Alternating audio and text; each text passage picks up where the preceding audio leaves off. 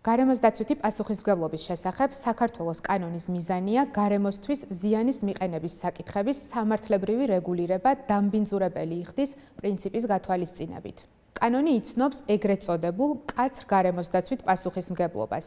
მკაცრი გარემოს დაცვითი პასუხისმგებლობა ეკისრება პირს, რომელიც ახორციელებს გარემოსთვის განსაკუთრებით საშიშ საქმიანობას და მისი საქმიანობიდან გამომდინარე გარემოს მიადგა მნიშვნელოვანი ზიანი. ასეთ დროს პირს დაეკისრება გამასწორებელი ღონისძიებების განხორციელების ვალდებულება მაშინაც, თუ ზიანი დადგა მისი ბრალეულობის გარეშე.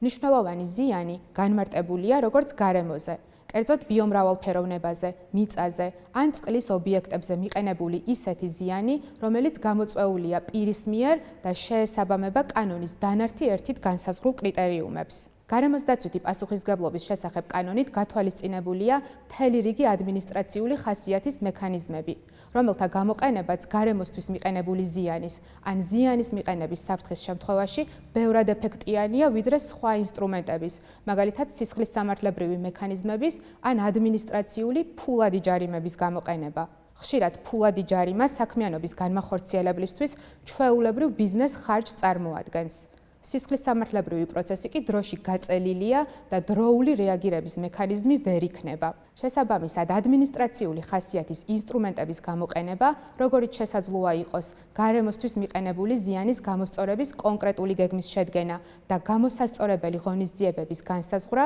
გარემოს დაცვითი მიზნების მიღწევის ბევრად პრაქტიკული საშუალებაა.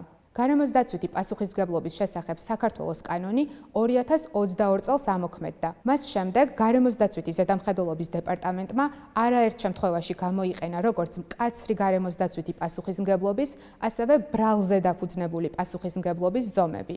ვინაიდან კანონის ძირითადი მიზანი დაზიანებული გარემოს პირვანდელ მდგომარეობამდე აღდგენაა, სწორედ შესაბამისი ღონისძიებების გატარებაა ხოლმე მოთხოვნილი კომპანიებისგან.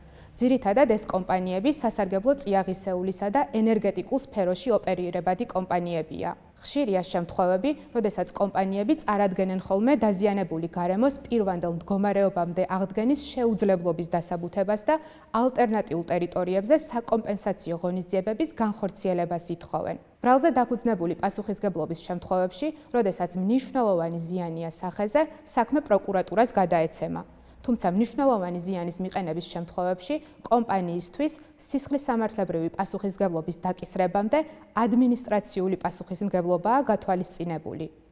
ადმინისტრაციული პრეიუდიციის მიზანი გარემოსთვის მიყენებული ზიანის, რაც შეიძლება დროულად გამოსწორებაა.